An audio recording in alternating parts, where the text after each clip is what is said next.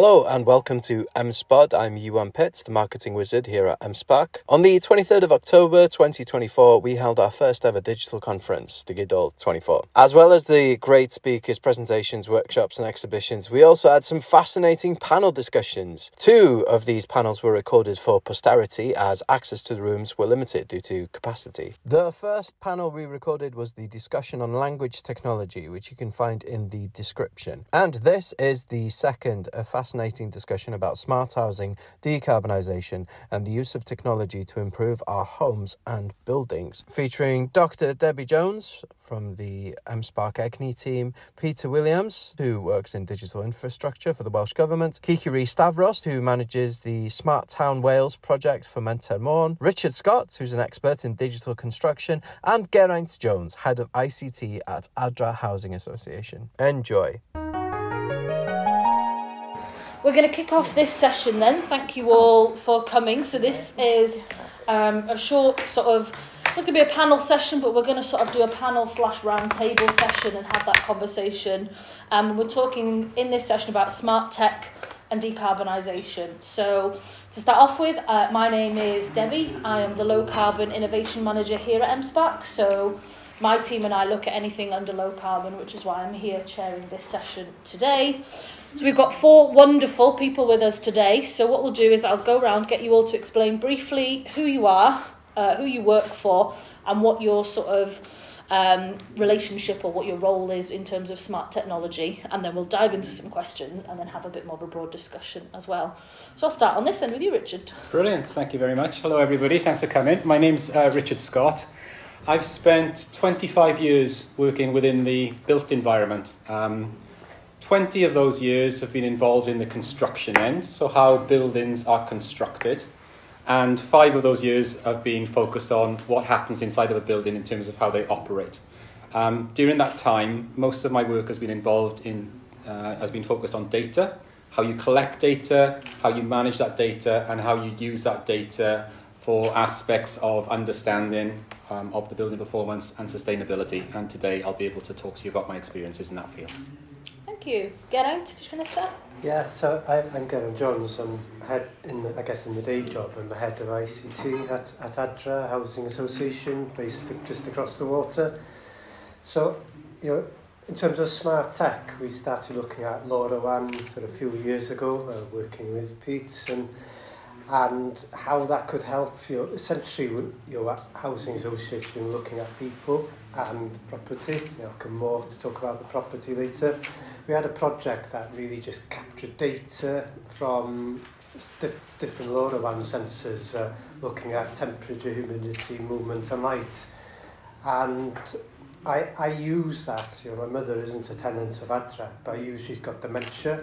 So I use that really to understand how smart tech could really help, And that was about the people. So, later on I'm going to talk a little bit about the assets, because I think it's joining them up that really could be really powerful here. Great, thank you. Peter? Yeah, hi everybody, I'm Peter Williams. I work for Welsh Government in our digital infrastructure division. We're probably known for our work in rolling out fibre broadband across Wales, probably since 2012, and the various grant schemes, and also we connect public sector buildings.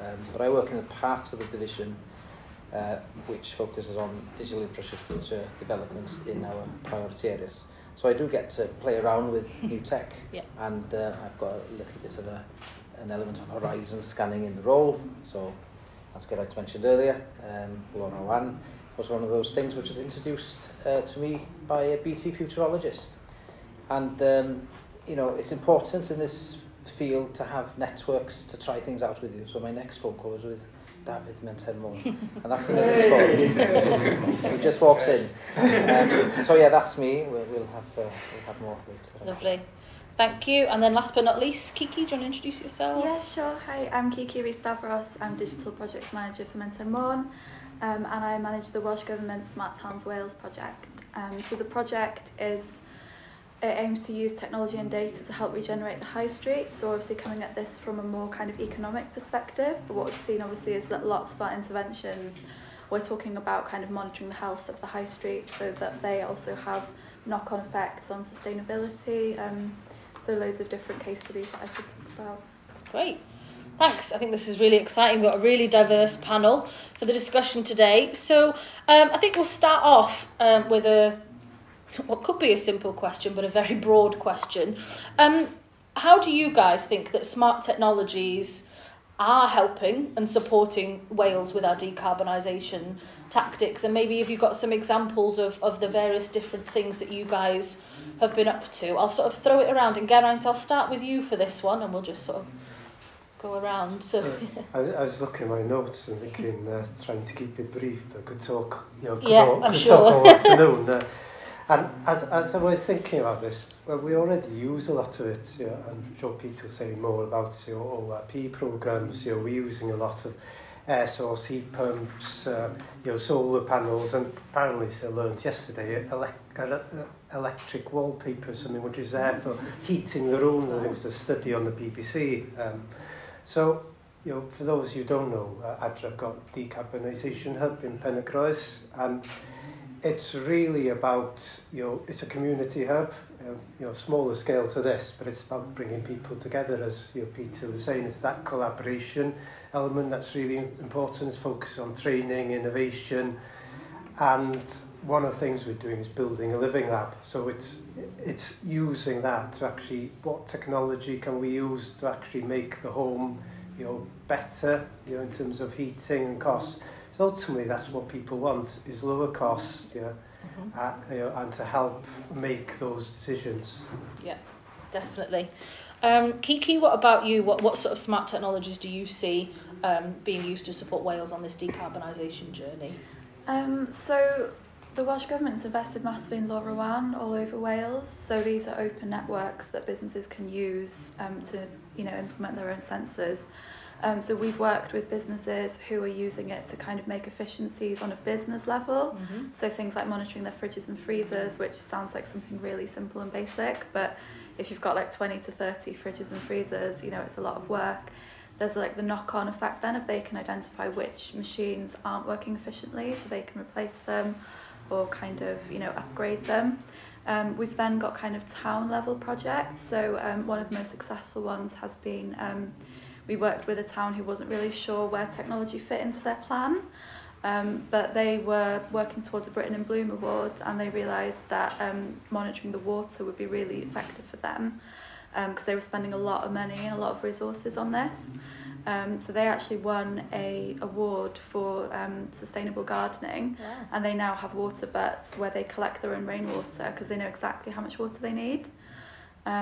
Just from having a sensor that says, this one doesn't need watering, and kind of using those patterns. We've then seen that scaling up in Wrexham. So they've installed them on all of their planters across the city. And their street scene team has saved about 2 to 4 hours per day on actually driving a lorry full of water around. So it sounds like something really tiny, but the effect when you're talking about scaling that out is quite significant. That's a really great example. I guess you don't always think of digital and sort of gardening coming together like that. That's really, really fascinating.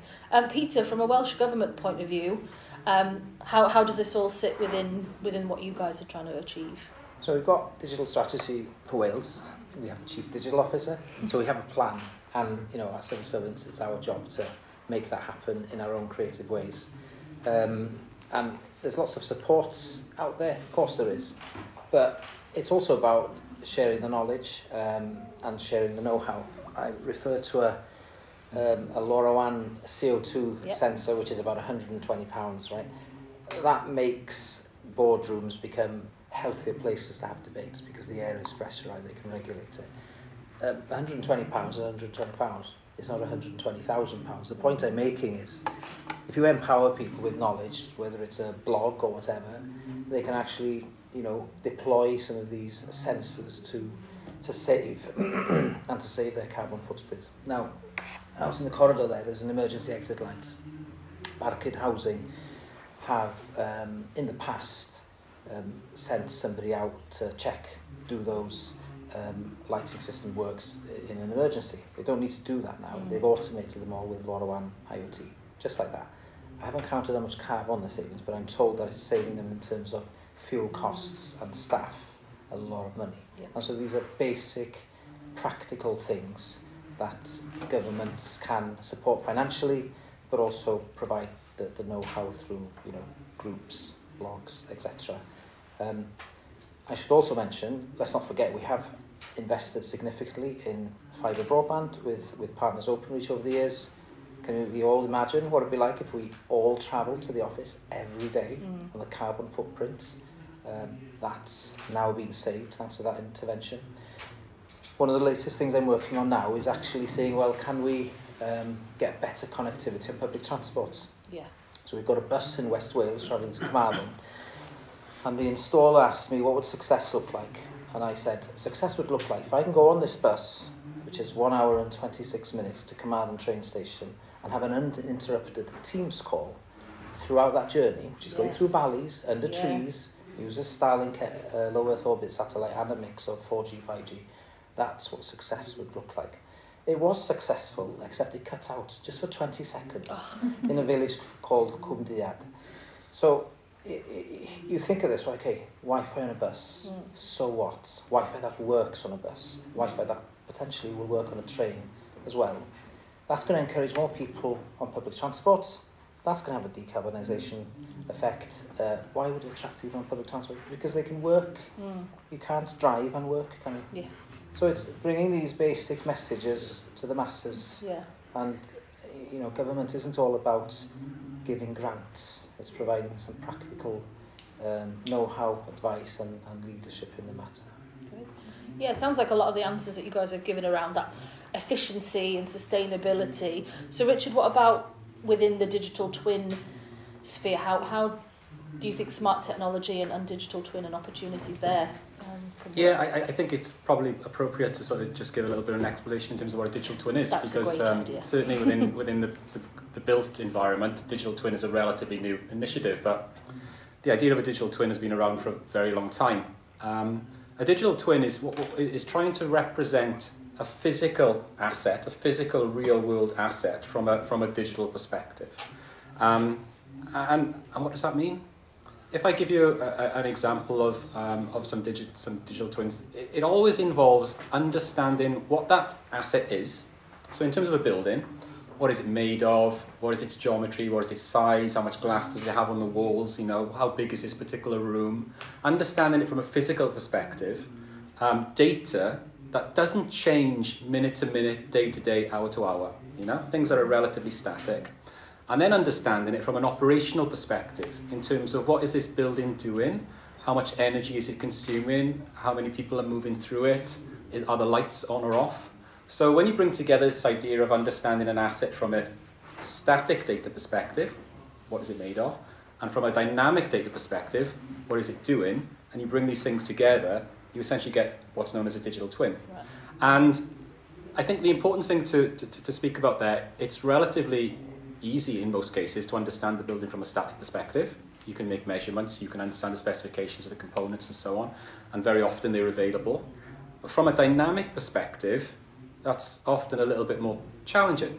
And that's where the sensors come in, that people have been talking about. Yeah. So your ability to be able to understand energy consumption, to be able to understand people movement, to be able to understand CO2 levels, as Peter was talking about, is often achieved through retrofitting this technology into the building in order to be able to get that data. And ultimately, it's all about what you do with this data. And I think throughout today in this conference, every topic has been underpinned on this foundation of data. Yes. And when you talk about data, it's about how do you acquire the data?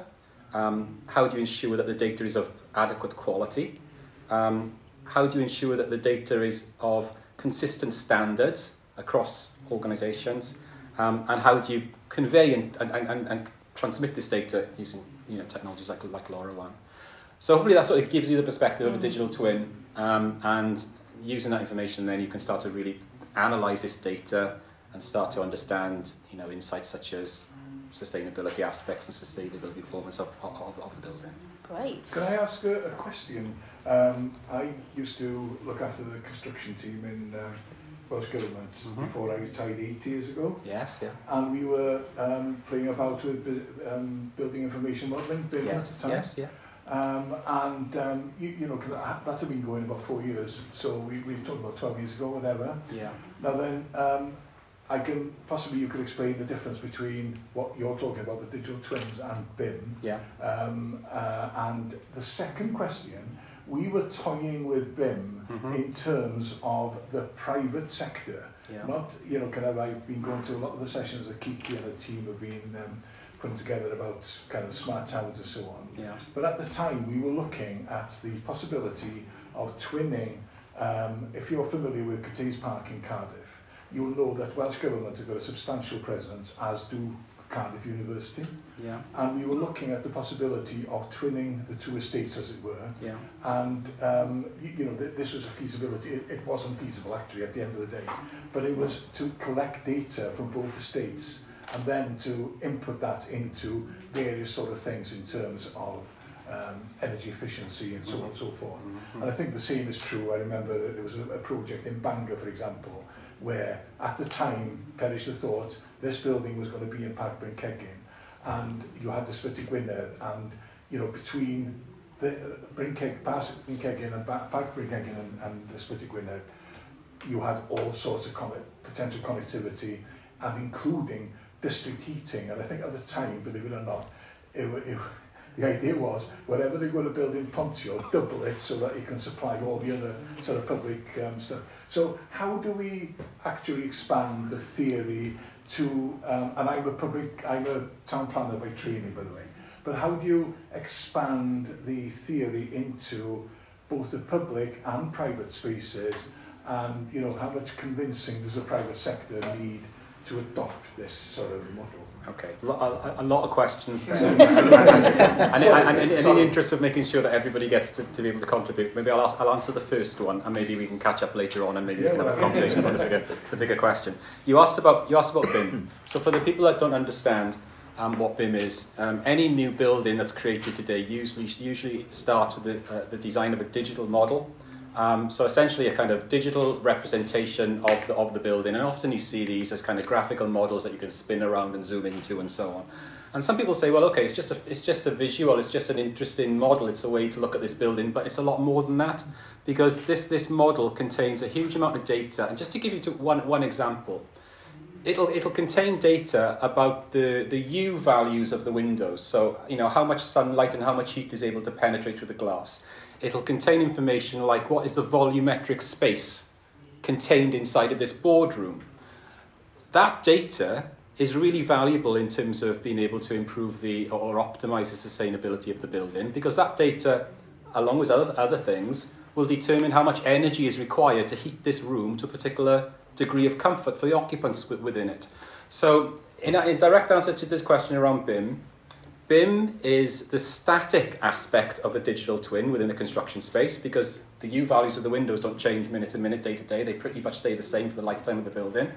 The volumetric space in this room is not going to change tomorrow. It's going to be the same. What does change, the dynamic aspect of the digital twin is how many people are in here, what is the current temperature, what is the CO2 level. So BIM is the static aspect of a digital twin within the built environment. That was a very specific kind of construction-oriented question. I don't know whether anyone else wants to add to that, but because, I thought it was a very specific question. An example, Llandoch Hospital, where the contractor put it up, but then the maintenance regime took over and ignored all the data that was available. Yeah, so, you know, there we go. And that's a bit of a classic issue in terms of what happens between construction and operation. Exactly. It's a bit of a challenge for everybody and something that needs to be addressed. Yeah. Well, I guess to follow up on that one, Geraint, a lot of what Adra is doing is looking at retrofitting. So I guess you're coming at it from exactly that angle. So how is Adra sort of tackling and working with smart technologies in that retrofit aspect? Absolutely. You know, I only met Richard for the first time early this morning, and we already need to have another conversation, or lots of conversations. You know, I mentioned the work we're doing in the Living Lab. It's really to identify what construction materials we need to change in the property. So I'm really interested in exploring your BIM digital twins a little bit more. There's more to it, you know, as I mentioned earlier. You've got to give the person the information to actually help themselves as well. So if you can, you know, if you're able to heat a room that you're going to be in, and not heat a room where you're not, it really helps control their costs, because that's what's going to have the biggest contribution. Yeah. And also, I was thinking, we already have a lot of data. So take Met Office APIs. If it's going to be really hot and sunny, you probably don't need the heating on every day. So we've got to use these intelligent technology to actually adapt to the conditions. The sensors are only part of the solution. A lot of that data is out there, and we've got cloud technologies. We really ought to be able to scale this relatively easily. Mm-hmm. And I guess talking of scaling it, that links back to then smart towns and some of the work that you guys have been doing. You've already given an example of the water butts, but can you talk a little bit more broadly about the smart towns and some examples of how that's worked in some of the projects you've been doing? Yeah, definitely. So there's a really interesting pilot that was monitoring sound in public toilets. That sounds creepier than it is. It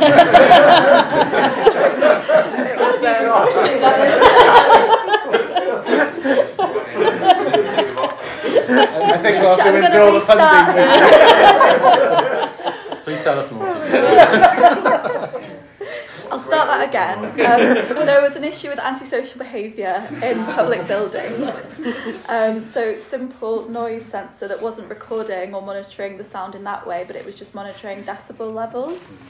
And what it found was a spike on the hour all through the night.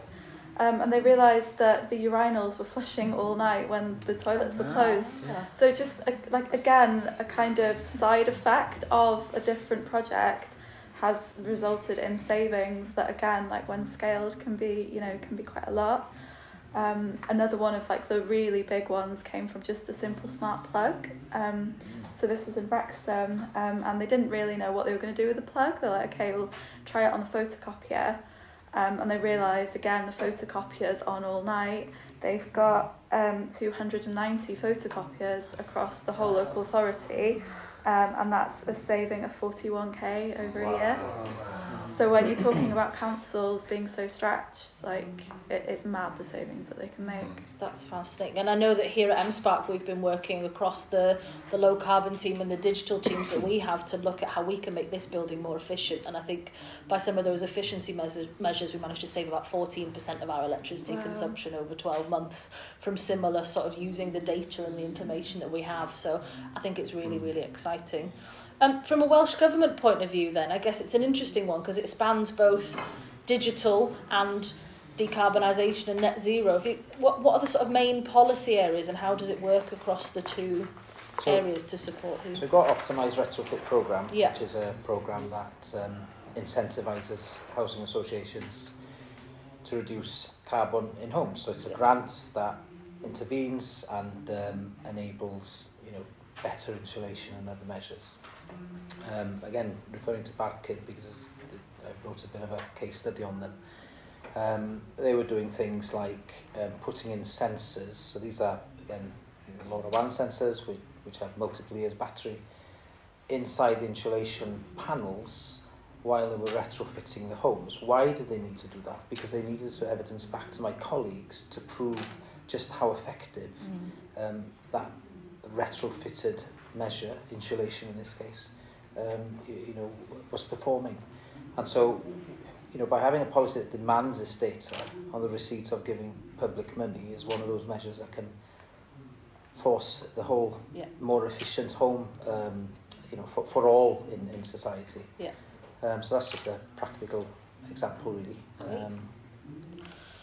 I'm mindful of the time because this has been quite a short session, so I'm going to open it out and see, is there anyone in our audience that has any questions? If you don't worry because I've got plenty more, but I wanted to give everyone an opportunity. I'm just wondering, Kiki, from your perspective, you've identified some really cool case studies there. How can we, or maybe you are already kind of sharing that with us, with the public sector? And yeah, absolutely. So that's kind of the whole point of the project in a way. It's kind of more of a marketing project than a tech one. So we're collecting the case studies, whether that's by filming them or just little stories here and there. We also have a networking group quarterly online, And that's really well attended from people across Wales, so from like consultants to local authorities and businesses. And in those conversations we get people going, oh, I was going to try that, now I know I don't have to. It goes back to what Glenn was saying earlier about 22 councils, you know, doing the same thing. So it's about kind of sharing those messages. That's what we're trying to do essentially. Fantastic. Yeah. Two. So one, how and where do you kind of like, do you have a backlog of loads of other ideas, and how do people contribute to those ideas for your smart town ones? Like, yeah, that's the first one. And then secondly, you know, you've talked a lot about, you know, you've obviously got like a lot of things happening. Like, what would be the biggest opportunity, do you think, like from the list of things you already got from speaking and understanding the potential? What are the sort of, I guess, the untapped things you think that could help do more? Do you want to start, Kiki, and then we'll throw it out to the others? Are there any sort of, key things, key opportunities in the pipeline, or things that you think could be coming next? That's so broad, because I think, I always say, like, if there's a problem, like, there is a case study for it kind of thing. It's quite boring, but I think just, like, monitoring situations is, like, the simplest thing that you can do. So people kind of say, like, oh, I don't really need technology because the problem is, like, parking. It's like, okay, but actually using that data to show somebody that that is the problem, I think that's the kind of the real value and, like, the real power behind it. Do any of the other panellists have any thoughts? Yeah, I'll have a little go. I think from a coordination perspective, and we spoke a little bit about this before, within Wales today, there are a lot of initiatives underway by different county councils, different authorities, to look at very important aspects such as fuel poverty. All right? You know, are the residents of social housing not putting the heating on when they should be putting the heating on because they just feel that they can't afford it? So I think the problem that we've got is that these are being conducted independently, with not a significant degree of coordination. And I feel as if we could find some way to coordinate the understanding of what we're discovering and what we're finding, and maybe collaborate on how we best analyse this data in a way that benefits everybody, that could be quite significant for us. You know, what we don't want to do is for everybody to kind of reinvent the wheel every single time in their local independent project. Mm-hmm. And I think if we can find a way to bring that together, I think that would be incredibly beneficial for whole of Wales.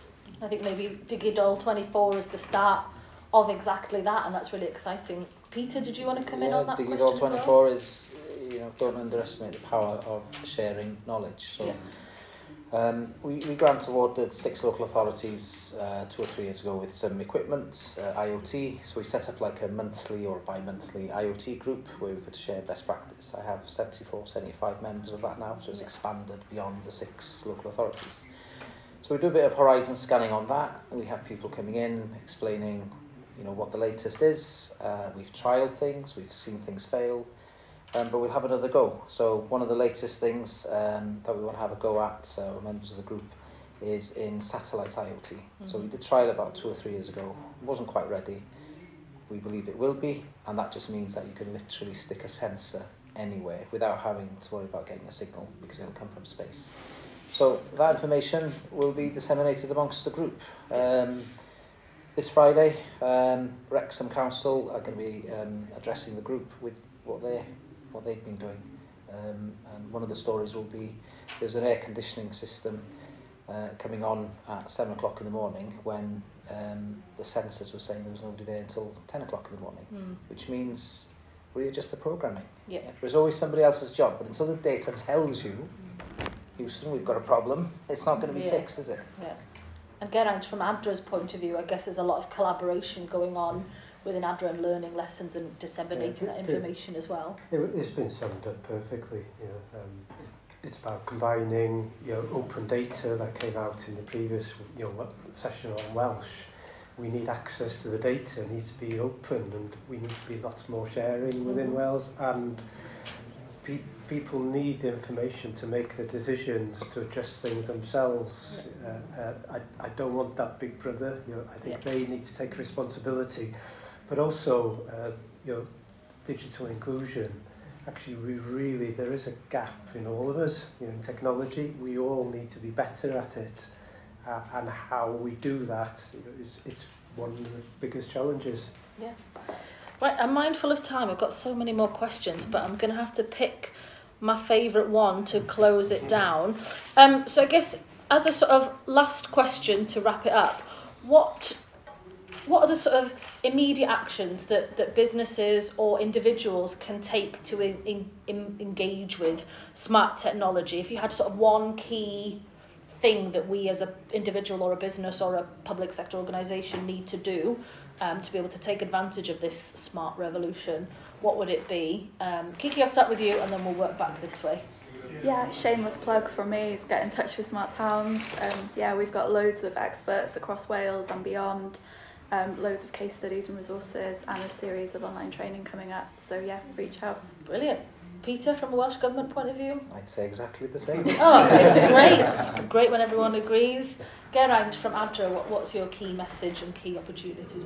Yeah, let's be more curious. Let's keep the conversation going. Technology, data and people really need to work together. I think people are the most important thing.